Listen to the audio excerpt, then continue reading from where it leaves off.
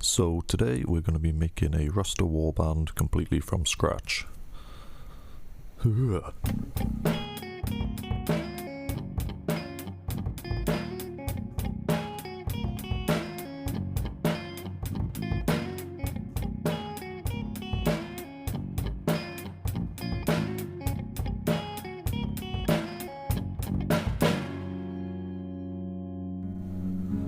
So it's been a bit since the last video. I've been ill, you'll probably notice throughout, but yeah, feeling a bit better now.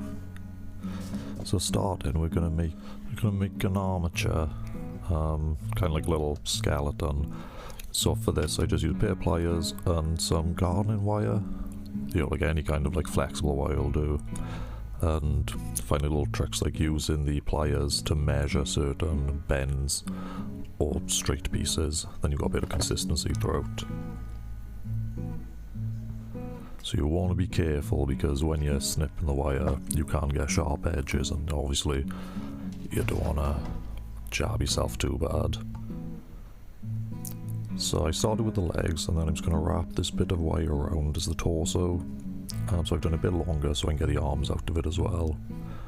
But yeah, just pinch it off and then wrap it around the kind of like the hip, I guess. And that should give you a nice strong connection to then get on with the next bit. If it gets loose, we'll fix it, but one of those things.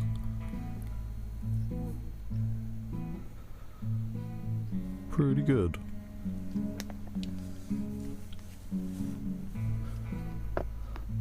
Then twist these round, and that'll give you a stronger torso as well. You can still bend it, but it should be able to hold a bit more and a bit of shape.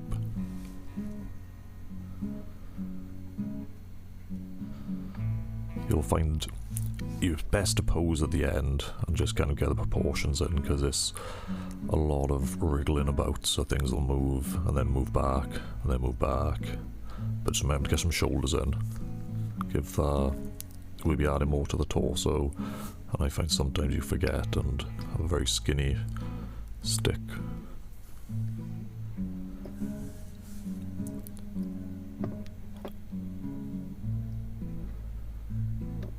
I find putting little hooks kind of hard for hands. If you do it a few times you can also look like fingers, but it's good to be able to have that little connection there already. So we'll be doing two. I've got one more. A bit more advanced than this one at the moment, but we'll catch up.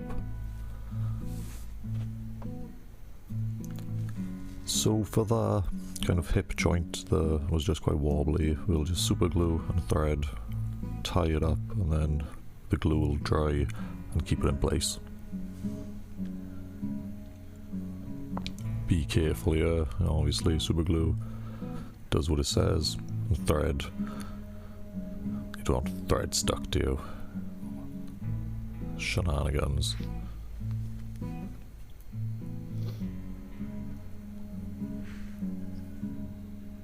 So I've left a bit of space for the heads as well, as you can see. We'll be adding them on last. A quick cork base, it'll give that deserty, rocky look, whilst taking a minute maybe.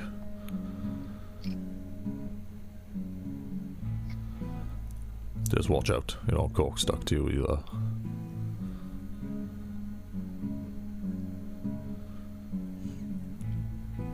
Pick off some, give it a bit more of a random texture rather than smooth. And I've left a little bit of extra wire so I could poke it in and make sure it's really secure there.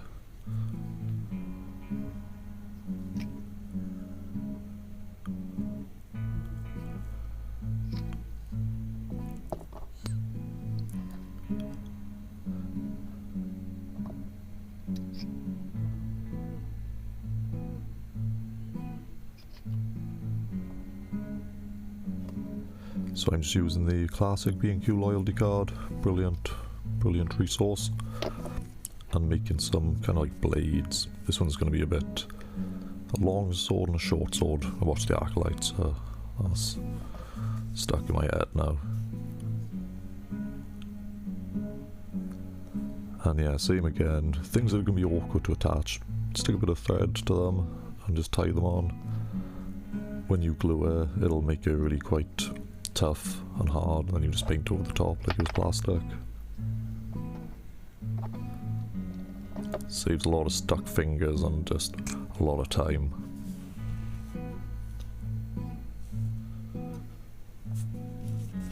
So I've started using greenstuff putty and just watering it down. It's easier to find than the Citadel greenstuff nowadays. And it's a bit thicker, so when watered down you can have different textures or just get a bit more out of it.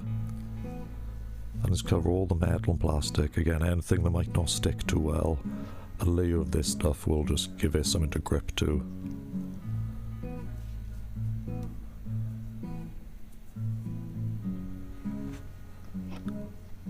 And there they are. Should be easier to make now when we flesh out the bodies.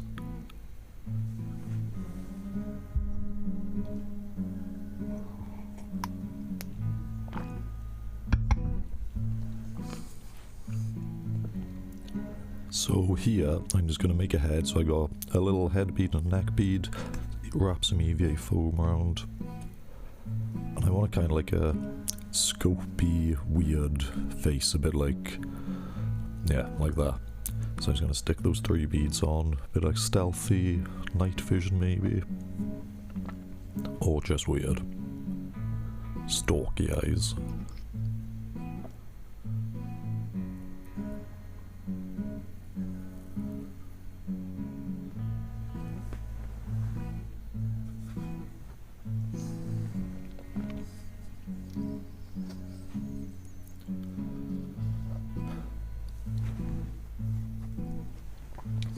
So these strips are going to start to bulk out the miniature, or the armature. So. And I like doing this because I'm going to like do some videos on sculpting, but I think if that's not your thing, and you just want a quick humanoid looking war party unit, this is a lot easier. You get that, use the same length, it's always the same thickness. You can just build it up that way, and then some plasticard and EVA foam, and this is going to be the armor paneling because we get the nice plasticard texture.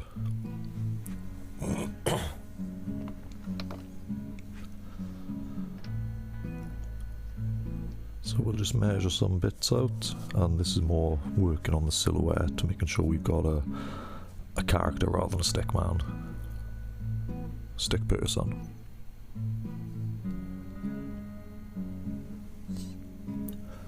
And I find tweezers are quite good for this bit because you can get a bit more pressure in a smaller area than your fingers, and tweezers are just less likely to get stuck to superglue, unlike you.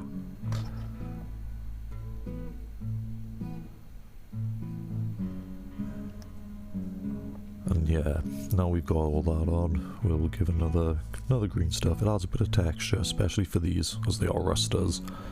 We don't want them to look too smooth. But it'll also make sure if there's any textures which wouldn't have taken well to superglue, they've gone now.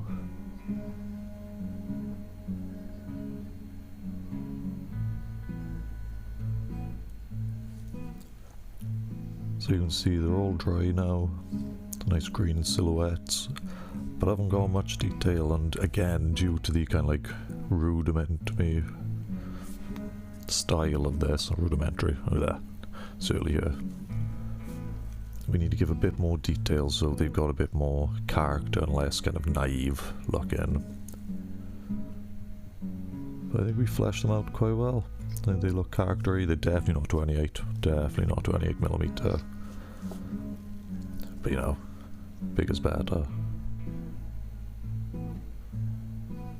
So I'll use the obligatory beads, which is, yeah, really helpful just to get some more random shapes in there so it's not so uniform. Looks a bit more junk heapy. And breaks the silhouette up a bit as well.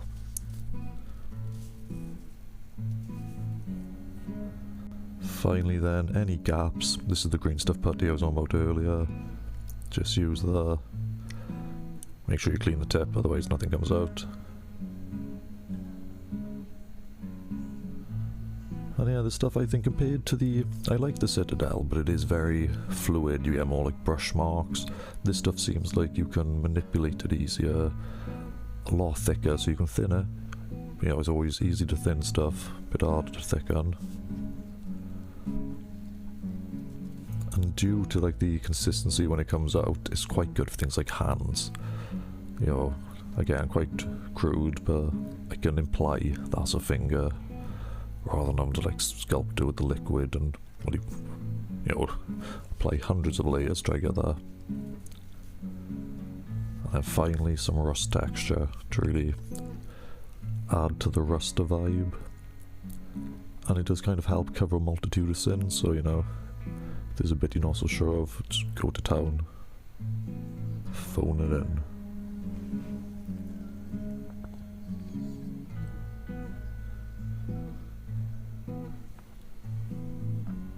So I think these are done.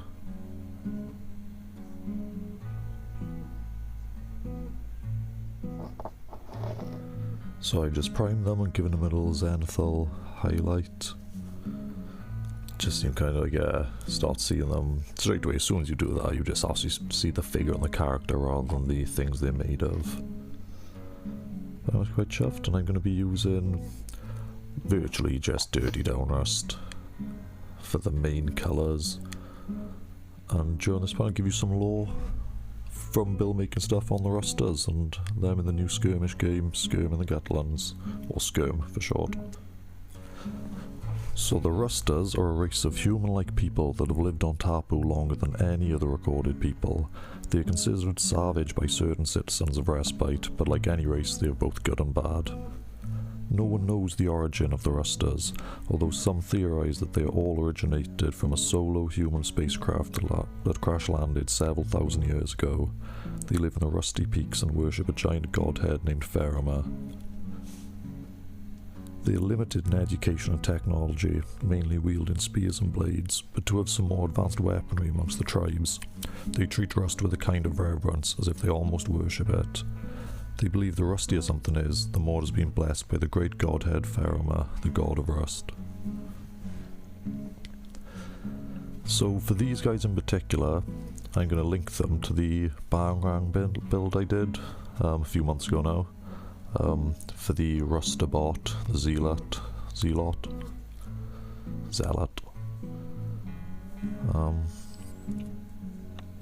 So although perceived by the colonials and Big Red employees as brutal savages due to the intensity and ferocity of their raids, the mechanics of Ferroma are made up of nomads driven from their homes, their lands processed, pillaged and built upon. Since the initial armistice that eventually introduced the mechanics of the harsh life of the Gutlands, aliens have used and abused them to within an inch of their limits as a dumping ground, a resource to be exploited, and finally a nuisance to extinguish. Their caravan shelter refugees and fugitives of the corrupt upper governors of the Gutlands, transporting essential supplies to far-off settlements, and are willing to join any fight to protect the weak and innocent, even known to protect some colonies from roaming scrap beasts, especially when they have a Bangrang arena. The caravan can stretch for miles, a mobile nation governed internally by a multitude of clans and tribes. Although the mechanics of Ferroma lead the caravan, they in no way control or command the actions of it, simply the direction and schedule of stops as well as general maintenance. Repairs are carried out by clan pods, a squad of 6 mechanics sent out with individual talents and trades. These pods frequently double up as assault units due to their likelihood to run into trouble on their travels and the skills and strengths they gathered whilst learning their trade. Tools easily double up as weapons, alongside trophies and oddities they find on their travels, but efficiency sometimes takes a backseat to rustiness. Many a good firearm has been tossed aside to be replaced by some tetanus carrying a lump of ancient metal found in some unfortunate denizen of the Gutlands, practicality be damned. Despite their favour for berserker assaults, the mechanics' mastery of old tech is undeniable. The veneration of these gifts of Ferroma are widespread. Generations have mused over the machines, knowing every flake of rust and sparking circuit board to the tiniest detail, resulting in devastation for opponents crossing the mechanic's path.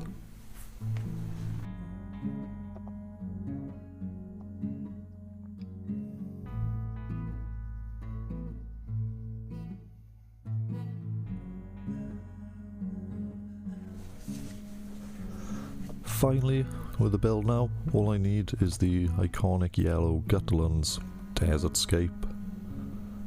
And like I kind of started with the other, I think I'll give them a nice little coloured base. Not as kind of like a unit signifier, but you know, something to give the colours a bit of a pop. So we're going to do the white base coat, so we should be able to get a nice vibrant colour. And I was thinking like a rusty colour, but I think a purpley pinker tone kind of suits these characters and their colour scheme. So I don't know, want to do big red as big red or go crazy, but there we go. So here are the final shots. Thanks for watching. Sorry I was late, but hopefully you should get the other one out quite soon as well. Big red next, kit bash in, my first like proper kit bash in. So enjoy, and yeah, thank you. See you soon at Mountain Cabin.